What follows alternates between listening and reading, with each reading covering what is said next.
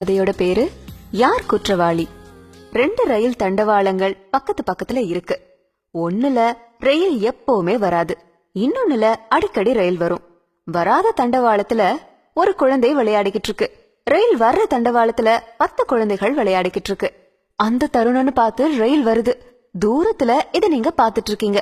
உங்களுக்கு பக்கத்துல ட்ராக், கருவி இதெல்லாம் இருக்கு. நீங்க யார காப்பாத்துவீங்க? இப்படி ஒரு கேள்விய ஒரு விழால ஒருத்தர் கேட்டாரு. பிராக்டிகலா பதில் சொல்லணும். நம்மளா சூப்பர்மேன் கிடையாது. உண்மையா நாம என்ன செய்வோம்? ஒரு குழந்தை விளையாடுற இடத்துக்கு தானே ட்ராக்க மாத்தி விடுவோம். ஏன்னா 10 குழந்தைகள் காப்பாத்தப்படணுமே அப்படின்னு சொன்னாரு. உண்மைதான்னு கேட்டுட்டு இருந்தவங்களும் சொன்னாங்க. இன்றைய சமூகம் இப்படிதான் இருக்கு. ரயில் வரும் அப்படின்னு தெரிஞ்சு தவறு செய்யற குழந்தைகள் காப்பாத்தப்படுது.